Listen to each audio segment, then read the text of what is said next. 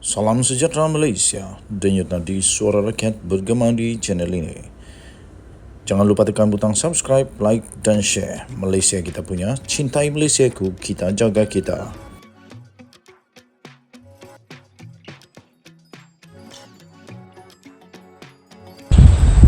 Salam sejahtera Malaysia, denyut nadi suara rakyat bergema di channel ini. Berita terkini daripada Malaysia kini baru saja diterima sebentar tadi.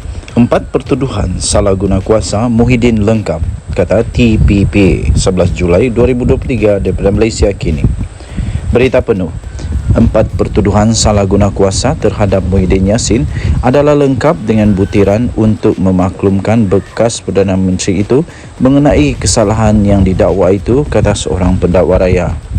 Semasa perbicaraan di Mahkamah Tinggi Kuala Lumpur berhubung permohonan Muhyiddin untuk membatalkan 4 pertuduhan jenayah itu, Timbalan Pendakwa Raya Ahmad Akram Garib memperincikan butiran pertuduhan yang didakwa yang akan menjadi notis mencukupi kepada tertuduh berhubung kesalahan yang didakwa dilakukannya.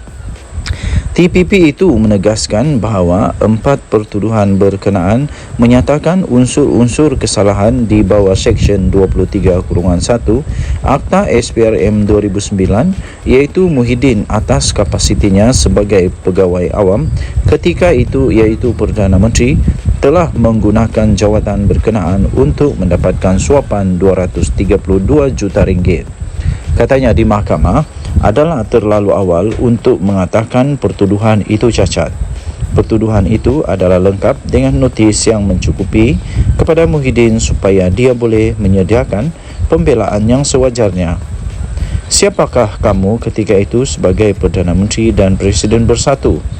Daripada mereka, dakwaan suapan diterima ialah Bukhari Equity Sdn Bhd serta 2 syarikat lain dan seorang individu. Apalagi yang kamu perlukan?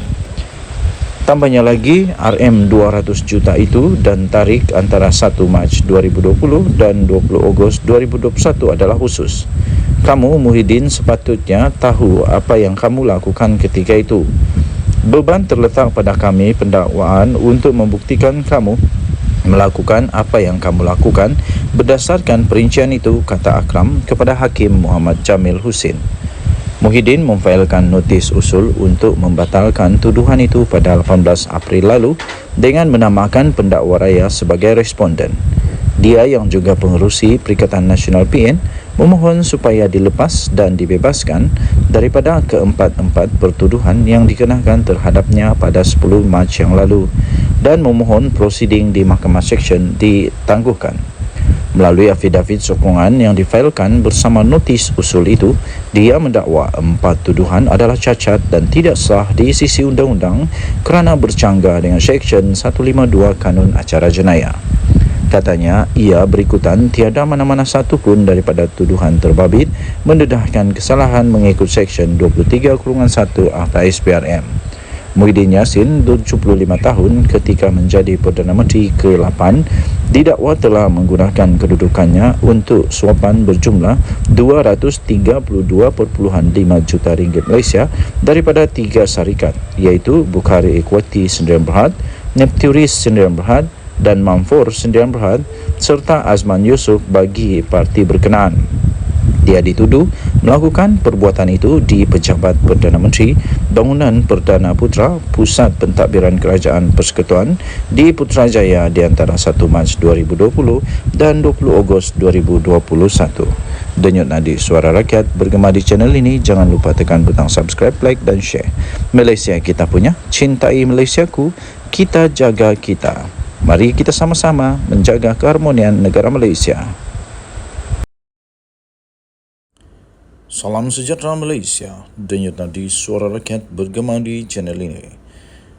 Jangan lupa tekan butang subscribe, like dan share. Malaysia kita punya, cintai Malaysiaku, kita jaga kita.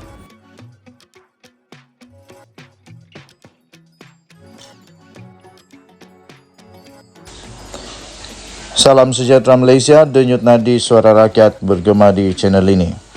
Malaysia dikejutkan dengan satu berita pemergian seorang lagi tokoh di dalam negara Malaysia. Pengasas Westport Tan Sri G. Gnanalingam meninggal dunia. Berita penuh, Kuala Lumpur, pengasas dan pengerusi eksekutif Westport Holding Berhad Tan Sri G. Gnanalingam berusia 78 tahun meninggal dunia pada hari ini. Mendiang mengasaskan syarikat mengendali pelabuhan itu bersama Ahmaduddin Ahmad selepas mendapat konsesi pada 1994. Westport memperoleh konsesi selama 60 tahun. Saya ulang semula. Westport memperoleh konsesi selama 60 tahun untuk mengendali dan memperbesarkan terminal kontena di Pulau Indah dan Pelabuhan Klang yang akan berakhir pada tahun 2054. Ia adalah salah satu daripada 3 pelabuhan utama di Selat Melaka yang mengendalikan gerbang kargo kontena penghantaran. Menurut senarai Forbes, G. Gnanalingam ialah individu ke-13 paling kaya di Malaysia dengan nilai bersih sebanyak AS1.4 bilion atau kira-kira 6.5 bilion ringgit Malaysia pada tahun 2023. Anak lelakinya, Datuk Ruben Emir Gnanalingam Abdullah, kini ialah pengarah urusan Westport, manakala anak perempuannya pula, Charlene Gnanalingam, ialah pengarah bukan bebas, bukan eksekutif. Westport telah berkembang menjadi salah satu syarikat terbesar di Bursa Malaysia hari ini dengan permodalan pasaran mencecah 12 bilion ringgit Malaysia. Gnanalingam memulakan kerjayanya bersama British American Tobacco BAT pada tahun 1968 sebagai wakil jualan dan kemudian dinaikkan pangkat sebagai pengarah pemasaran kumpulan pada 1980.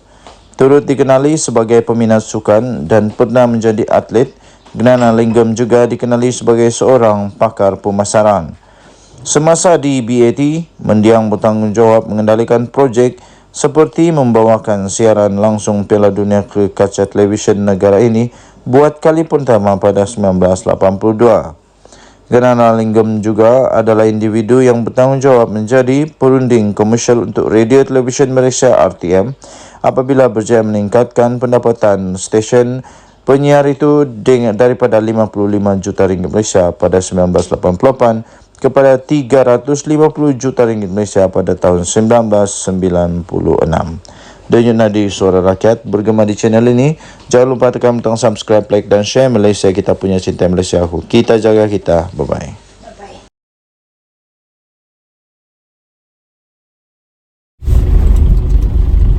Salam sejahtera Malaysia. Denyut nadi Suara Rakyat bergema di channel ini. Nampaknya nasib Anwar Musa taklah baik sangat. Nampaknya takdir Anwar Musa taklah baik sangat bersama dengan Perikatan Nasional.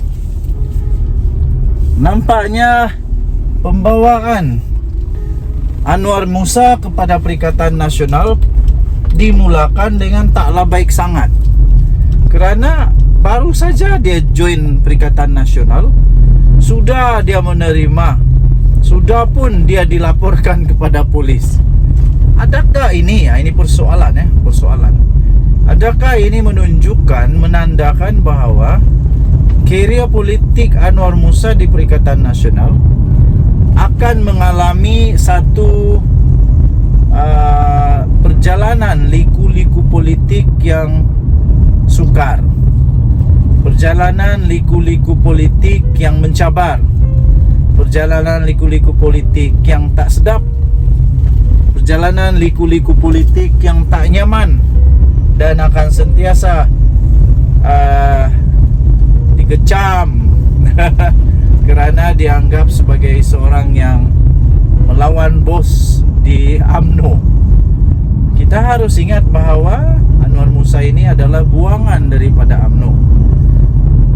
Baru-baru ini Anwar Musa mengeluarkan satu kenyataan yang agak keras, dan dakwaan itu memang dianggap satu dakwaan yang keterlaluan. oleh pemimpin-pemimpin DAP, sehingga ya mereka telah pun mengambil tindakan untuk membetulkan keadaan, membetulkan dakwaan yang mereka anggap tak betul daripada Anwar Musa ini. Pastinya seluruh DAP tak setuju dan tak senang dengan apa yang disebut oleh Anwar Musa ini. Harap-harap Anwar Musa tidaklah dia kena jangkit badi, di mana ramai ahli-ahli yang berhormat di dalam PAS yang selalu sahaja kena buat laporan polis kalah di mahkamah kerana fitnah, dakwaan-dakwaan yang tidak berasas, akhirnya kalah di mahkamah, terpaksa mohon maaf dan sebagainya. Harap-harap Anwar Musa taklah jadi macam begitu. Jadi ini MP Kepong akhirnya membuat laporan polis berkenaan dengan kenyataan daripada Anwar Musa yang mengaitkan Lim Kit Siang dengan kejadian 13 Mei. Ahli Parlimen Kepong Lim Lip Eng telah pun memfailkan laporan polis terhadap ahli baru PAS. Baru saja masuk PAS sudah dapat laporan polis, iaitu Anwar Musa, kerana telah mengaitkan veteran daripada DAP itu, iaitu Lim Kit Siang, dengan rusuhan kaum pada 13 Mei 1969.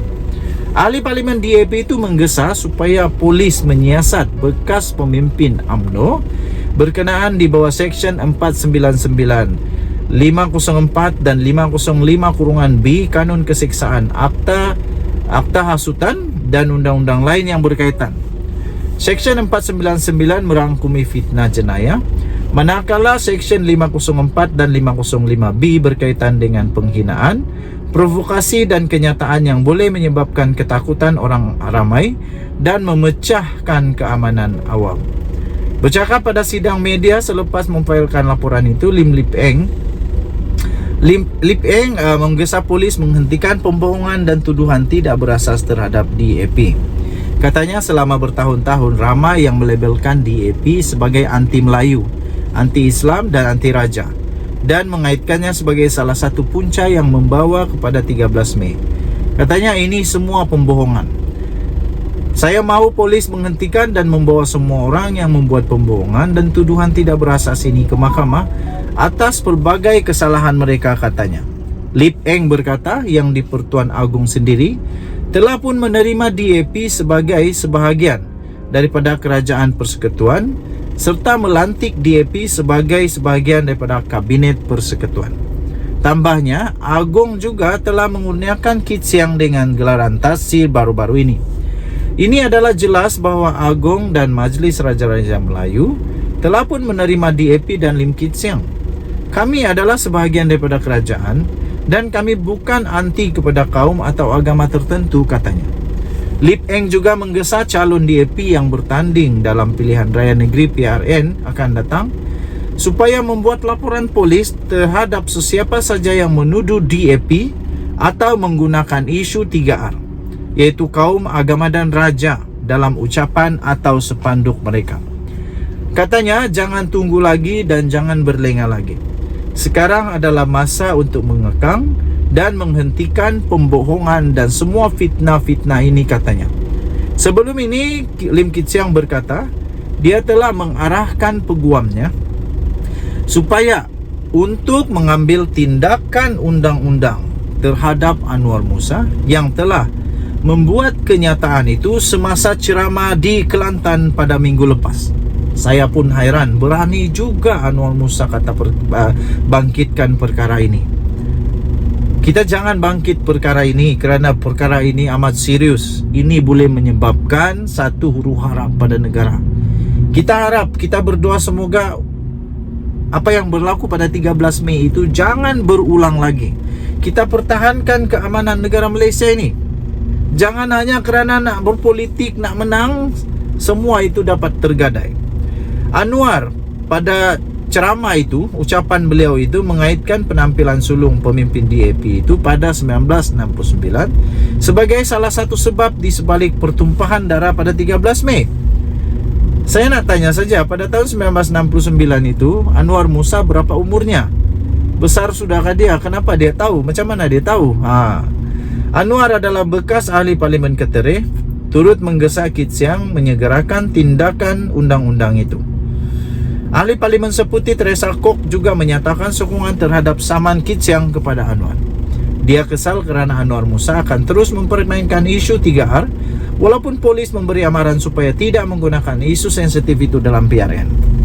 Dia mendakwa sebab utama di sebalik 13 Mei adalah disebabkan oleh peningkatan ketegangan dalam UMNO susulan kekalahan mereka dalam pilihan raya. Berdasarkan penganalisis, punca utama 13 Mei adalah kerana ketegangan dalam UMNO di mana pihak tertentu dalam parti itu mahu Tunku Abdul Rahman bertanggungjawab atas kekalahan dan akibatnya berundur daripada jawatannya. Lim Kit Siang tidak berada di Selangor atau di Semenanjung Malaysia. Dia pergi ke Sabah. Dia telah pergi ke Sabah semasa rusuhan sedang berlaku dan diantar pulang, katanya.